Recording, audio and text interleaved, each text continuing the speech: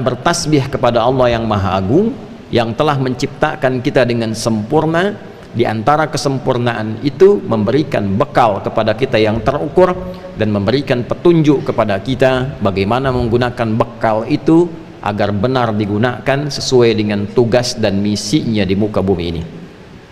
Maka ada di antara kita yang bekalnya dominan pada pengetahuannya, diberikan oleh Allah ilmu dan dia berdoa, Rabbi zidni ilma, ya Allah tambahkan aku pengetahuan. Semakin bertambah ilmu bukan hanya menjadikan kita sebagai manusia yang pintar, tapi tingkat tertinggi dari manfaat ilmu itu adalah mampu mengenalkan dan mendekatkan kita dengan Allah Subhanahu wa ta'ala. Jadi bila ada orang yang semakin pintar tapi tidak kenal dengan Allah, artinya ada yang salah dengan penggunaan bekal keilmuannya itu. Innama yakhshallaha min ibadihil ulama'u. Demikian ditegaskan di Al-Quran surah Fatir surah 35 di ayat ke-28 itu. Innama adatul hasri, huruf pembatas. Sungguh orang-orang yang kenal Allah sehingga merasa takut terawasi, karena takut dan terawasi itu menggunakan seluruh bagian tubuhnya untuk mendapatkan keridhaan Allah. Lisannya takut berbicara yang kotor karena merasa didengar oleh Allah, diawasi Allah. Tangannya takut digunakan pada yang tidak benar, takut korupsi, takut mencuri, takut menipu, takut mencontek, karena merasa dilihat dan diawasi oleh Allah Subhanahu wa ta'ala. Sifat tertinggi kenal Allah sehingga menghadirkan rasa takut pada yang positif itu disebut dengan khasyah. Pemilik khasyah itu ternyata adalah ulama, orang-orang yang diberkahi oleh Allah dengan ilmunya. Tingkat tertinggi ilmu itu adalah mendekatkan diri kepada Allah, yang dengan kedekatan itu dibimbing ilmunya melahirkan perbuatan-perbuatan dan putusan yang bermanfaat. Ada yang diberikan oleh Allah Subhanahu wa ta'ala dengan kedudukan. Qulillahumma malikal mulki tu'til mulka man tasha' wa tanzi'ul mulka mimman tasha' wa tu'izzu man tasha' wa tudhillu man tasha' biyadikal khair innaka ala kulli syai'in qadir. Ada yang diberikan oleh Allah kedudukan hak prerogatif Allah. Dari yang kecil di masyarakat ada RT, ada RW, naik ke atas jadi lurah, jadi camat, bupati, wali kota, gubernur, sampai dengan ke atas presiden, adalah titipan amanah Allah Subhanahu wa ta'ala, yang dengan itu diharapkan memberikan manfaat, yang mendekatkan setiap yang dipimpin itu dengan Allah Subhanahu wa ta'ala. Ada tanggung jawab di situ. Karena itulah mengapa setiap pemimpin yang muslim ketika diberikan jabatan, diangkat dalam jabatan tertentu, dia mengatakan inna lillahi wa inna ilaihi raji'un. Kalimat itu kepasrahan untuk menyerahkan titipan itu dalam bimbingan Allah, sehingga selama periode ia menjabat dibimbing dari ujung kepala sampai kakinya untuk melahirkan putusan-putusan yang diridhai oleh Allah Subhanahu wa ta'ala.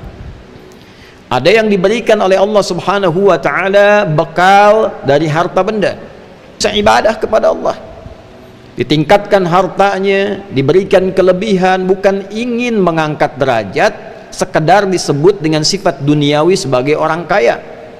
Crazy rich, dari kota A, kota B, provinsi A, provinsi B, negara C, negara D. Bukan itu.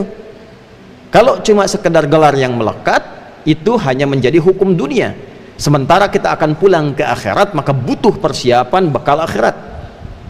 Maka status itu tidak akan bernilai di hadapan Allah sepanjang tidak digunakan bekal itu untuk beribadah kepada Allah Subhanahu wa ta'ala. Itulah sebabnya kemudian ada hukum-hukum yang mengatur harta untuk ibadah.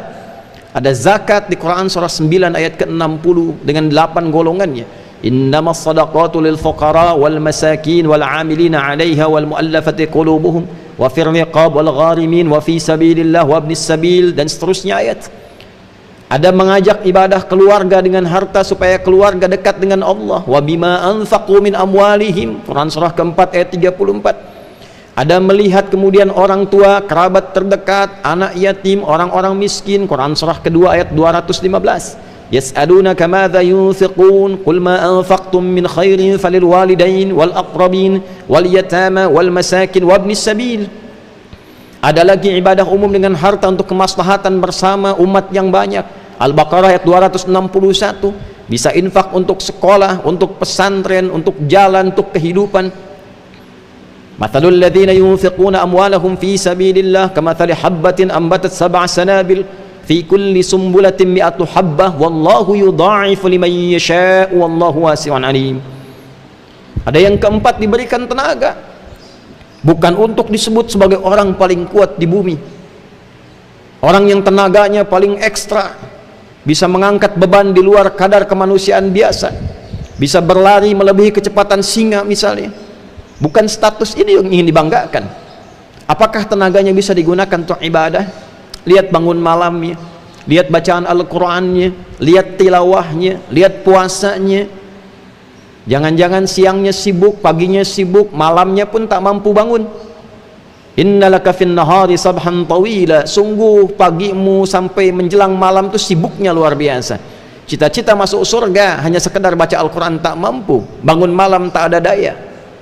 Jadi seluruh apa yang Allah berikan kepada kita, puncaknya adalah untuk mengenal Allah. Inna fi khalqis samawati wal ardi wa ikhtilafil laili wan nahari la ayatin li ulil albab الذين يذكرون الله قياما وقعودا وعلى جنوبهم ويتفكرون في خلق السماوات والأرض ربنا ما خلقت هذا باطلا سبحانك فقنا عذاب النار. Itu diantara ayat yang kita bacakan saat bangun tidur. Ali Imran ayat 190 sampai rangkaiannya ayat 200. Demikian disampaikan dalam Sunan Abu Daud nomor hadis 1367, tersambung riwayatnya pada sahabat junior Ibnu Abbas radhiyallahu taala anhuma saat mengamati kebiasaan Nabi bangun dari tidur. Itulah ulul albab, orang yang paham tentang kehidupan, orang yang mengerti untuk apa hidup. Tanyakan pada diri kita, untuk apa kita hidup? Kenapa ada di dunia ini? Setelah meninggal mau kemana? Nah, maka orang-orang yang paham tentang esensi hidup disebut dengan ulul albab. Dia mengerti bagaimana cara hidup dan dia gunakan bekal hidup yang telah dia ketahui untuk beribadah kepada Allah. Tinggal memilih.